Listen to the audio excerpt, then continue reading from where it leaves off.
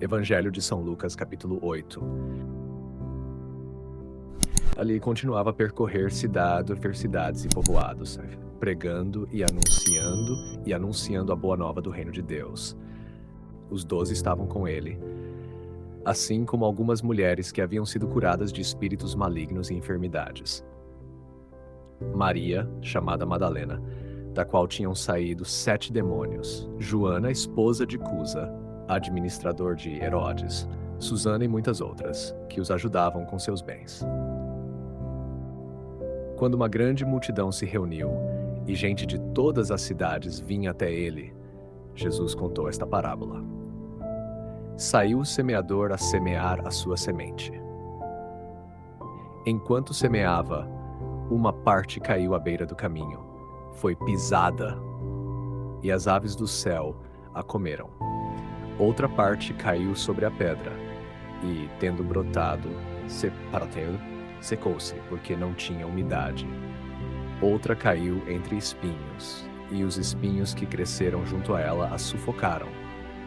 Outra parte caiu em terra boa, cresceu e produziu fruto 100 vezes mais.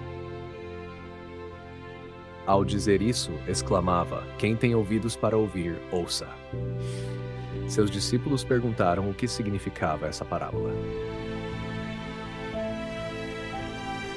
Ele respondeu: "A vós foi dado conhecer os mistérios do reino de Deus. Aos outros, porém, é dado por parábolas, para que vendo não vejam e ouvindo não compreendam." A parábola é esta: a semente é a palavra de Deus. Semente é a palavra de Deus. Os que estão à beira do caminho são os que ouvem, mas depois vem o diabo e tira a palavra do coração deles, para que não creiam e não se salvem. Os que estão sobre a pedra são os que, ouvindo a palavra, a acolhem com alegria, mas não têm raiz. Creem por um tempo, mas na hora da tentação, desistem. O que caiu entre espinhos são os que ouviram, mas ao seguirem seu caminho, são sufocados pelas preocupações, riquezas e prazeres da vida, e não chegam a dar fruto.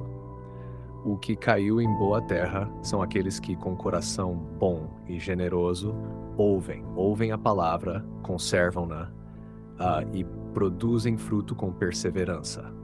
Ninguém acende uma lâmpada para cobri-la com um vaso ou colocá-la debaixo da cama, mas a coloca sobre o candelabro para que os que entram vejam a luz.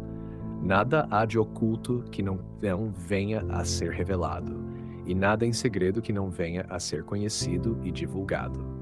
Portanto, prestai atenção a como ouvis, e a quem tem, será dado mais, e a quem não tem, até o que pensa ter lhe será tirado. Então chegaram a ele sua mãe e seus irmãos, mas não podiam se aproximar por causa da multidão. Avisaram a ele: "Tua mãe e teus irmãos estão lá fora, querendo ver-te." Mãe e meus irmãos são aqueles que ouvem a palavra de Deus e a põem em prática. Aconteceu que num daqueles dias, ele subiu a uma barca junto com seus discípulos e lhes disse: "Vamos atravessar para o outro lado do lago." E eles partiram. Enquanto navegavam, ele adormeceu. Então desceu uma tempestade de vento sobre o lago, a barca se enchia de água e eles corriam perigo.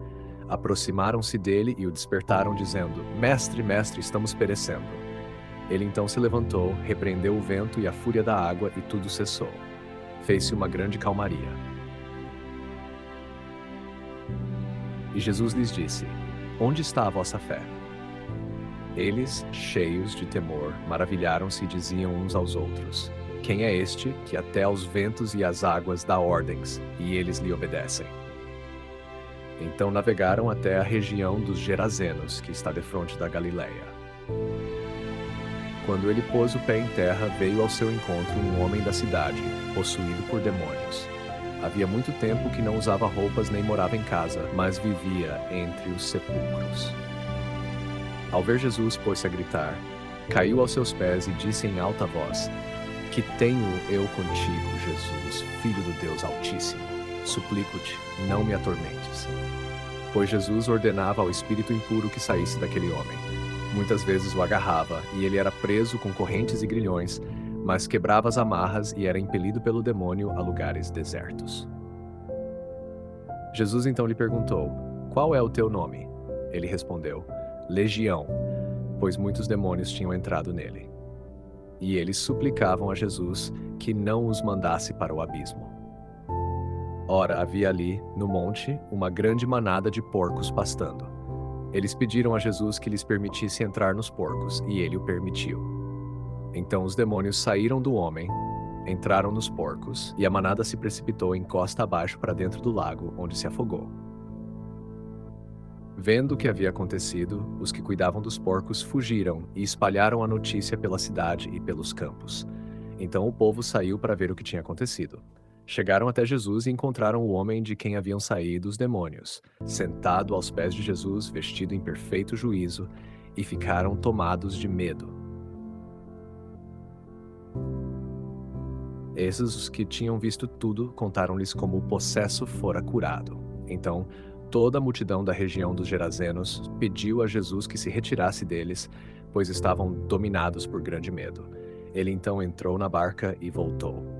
O homem de quem haviam saído os demônios pedia para ficar com ele, mas Jesus o despediu, dizendo: "Volta para tua casa e conta tudo o que Deus fez por ti." E ele foi proclamando por toda a cidade o quanto Jesus tinha feito por ele. Quando Jesus voltou, a multidão o recebeu com alegria, pois todos o estavam esperando. E eis que se aproximou um homem chamado Jairo. Ele era o chefe da sinagoga. Prostrou-se aos pés de Jesus, suplicando-lhe que entrasse em sua casa. Pois tinha uma única filha, de mais ou menos 12 anos, e ela estava à beira da morte. Enquanto Jesus ia, a multidão o apertava por todos os lados. Havia ali uma mulher que sofria de um fluxo de sangue havia 12 anos. Já gastara todos os seus recursos com médicos, mas ninguém conseguira curá-la. Ela aproximou-se por trás e tocou a franja do manto de Jesus, e imediatamente cessou o fluxo de sangue. Então Jesus perguntou: "Quem foi que me tocou?" Como todos negassem, Pedro disse: "Mestre, as multidões te apertam e te oprimem." Mas Jesus insistiu: "Alguém me tocou. Eu senti que de mim saiu uma força." Vendo a mulher, que não podia passar despercebida, tremendo de medo, veio, prostrou-se diante dele e contou, diante de todo o povo, o motivo por que o tocara e como fora curada imediatamente. "Filha, a tua fé te salvou. Vai em paz." Enquanto ainda falava, chegou alguém da casa do chefe da sinagoga, dizendo: "Tua filha morreu. Não incomodes mais o mestre." Mas Jesus, ao ouvir isto, respondeu: "Não temas, crê somente e ela será salva." Quando chegou a casa, não permitiu que ninguém entrasse com ele, a não ser Pedro, João, Tiago e os pais da menina. Todos choravam e se lamentavam por ela, mas Jesus disse: "Não choreis, ela não está morta, mas dorme." Eles, porém, riam dele, pois sabiam que ela estava morta. Jesus então tomou a mão da menina e ordenou em voz firme: "Menina, levanta-te." Seu espírito voltou, e ela se levantou imediatamente. Jesus mandou que lhe dessem de comer. Seus pais ficaram maravilhados, mas ele os advertiu a não contar a ninguém o que havia acontecido. Comentário patrístico selecionado. Autor: São Beda, o Venerável 735. Obra comentário sobre o Evangelho de Lucas, expositio trecho comentado. Lucas 8, 4-15. A parábola do semeador. Na parábola, o Senhor mostra que ele é o semeador do verbo e que os corações dos homens são o campo. Cada tipo de solo representa uma disposição interior diferente. O caminho endurecido pelo trânsito de pensamentos vãos. A pedra, um coração superficial, que não aprofunda a fé. Os espinhos, os cuidados e desejos mundanos que sufocam o bem. E, enfim, a terra boa, o coração que, pela prática da obediência e da paciência, acolhe a palavra e a faz frutificar. Assim, cada um veja em si mesmo não apenas que tipo de solo é, mas trabalhe, com o auxílio da graça, para que sua alma seja terra fértil, livre de pedregulhos e espinhos. Pois o mesmo semeador espalha a mesma semente, mas o fruto depende da qualidade do solo. Que cada um, portanto, Ouça com atenção, acolha com amor e persevere com paciência. Assim trará frutos abundantes para a vida eterna. Expositio in Luca Evangelium, livro 2. São Beda nos lembra que, ao ouvirmos esta parábola, não basta entender seu sentido geral, é necessário aplicá-la pessoalmente. Cada um deve examinar o próprio coração. Sou eu caminho duro, onde a palavra não penetra? Sou pedra rasa, sem raízes profundas de fé? Sou espinhoso, distraído por cuidados e prazeres passageiros? Ou sou terra boa, cultivada com oração, humildade e perseverança? A mensagem de Beda é clara.